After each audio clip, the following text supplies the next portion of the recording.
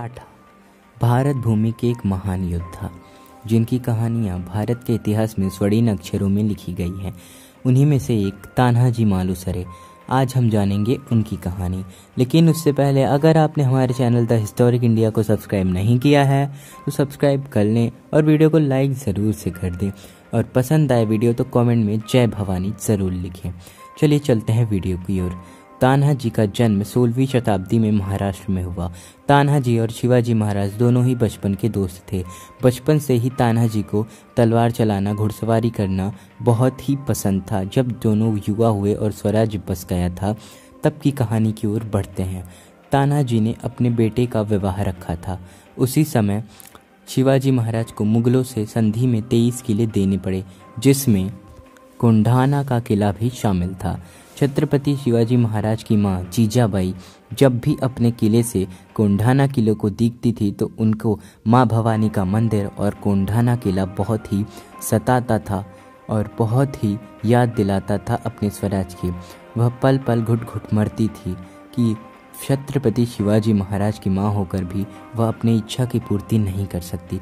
तभी उन्होंने शिवाजी महाराज को पैगाम भेजा, जिसे सुनकर छत्रपति महाराज तुरंत दौड़े अपनी मां की आज्ञा सुनने आए।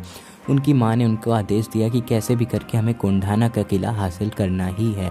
शिवाजी महाराज ने उनसे कहा कि यह बहुत ही मुश्किल है, क्योंकि कोंढाने के किला की रक्षा 5000 मुगल सैनिक करते हैं। पर फिर भी अपनी मां की आज्ञा मानकर वह सोचने लगे कि किसको कोंढाना का किला जीतने के काम सौंपें। तो दोस्तों, उस समय में जो राजा हुआ करते थे, जो छत्रपति हुआ करते थे, वो युद्ध करने नहीं जाते थे ताकि उनके प्राण को कोई भी हानि न हो पाए, क्योंकि उस समय अगर राजा मर जाते थे तो उनका राज्य खतरे में आ जाता था। इसीलिए ऐसा था। उस समय लोग अपने बच्चों का विवाह 7-8 साल की उम्र में कर देते थे। तान्हाजी के पुत्र की जब विवाह योग्य आयु हो गई थी, तब उन्होंने अपने बेटे की शादी रखी थी। वह हमेशा युद्ध में लगे रहते थे और हमेशा थके हुआ रहा करते थे, हमेशा युद्ध में रहते थे, अपने परिवार से हमेशा अलग ही रहते थे। तान्हाजी ने सोचा कि उनके घर में शादी है, खुशियों का माहौल है, अगर युद्ध में वो जाएंगे तो खुशियों का माहौल संकट में बदल जाएगा, इसलिए वह उन्हें यह काम नहीं देना चाहते थे। जब तान्हाजी अपने पुत्र की शादी की निमंत्रण लेकर शिवाजी महाराज के यहाँ पहुँचे, तब शिवाजी महाराज ने उनसे कुछ कहा नहीं। तान्हाजी महाराज को उनकी माता भी कुछ नहीं कह पाई। जब शिवाजी की माता भी ने कुछ नहीं कहा तो एक सैनिक ने उन्हें सब कुछ बता दिया कि कैसे कोंढाना का किला उनको जीतना है। तान्हाजी ने तुरंत जय भवानी कहा और शिवाजी महाराज और उनकी माता से आज्ञा लिया और कोंढाना का किला अपने बेटे का विवाह छोड़कर जीतने चले गए। पहले उन्होंने जाकर कोंढाने के किले को अच्छे से निहारा, फिर कुछ दिनों बाद पूरे सैनिक लेकर गए कोंढाना पर चढ़ाई करने के लिए पीछे से। रात के समय जब सारे सैनिक सो रहे थे, तभी उन्होंने कोंढाना किला पे हमला किया।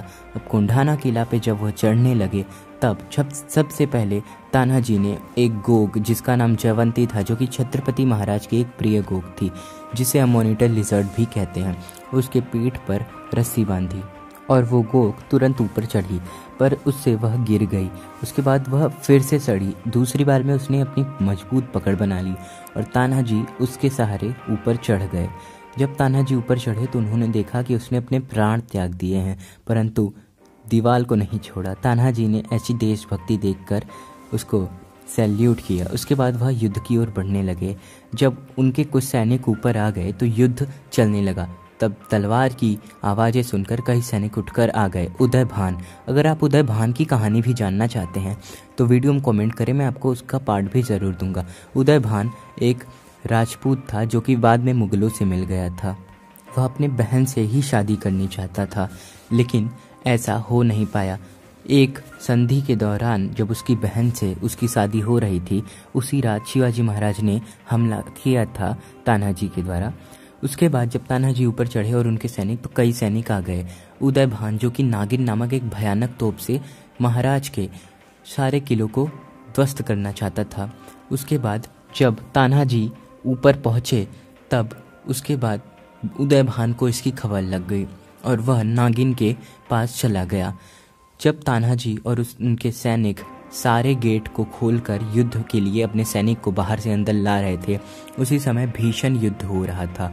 तभी तान्हाजी अपने घोड़े पर बैठकर एक बड़ी ऊंचाई से कूदे और नागिन तोप के रस्सी को जो कि जल रही थी काट दिया, जिससे वह तोप चल नहीं पाता।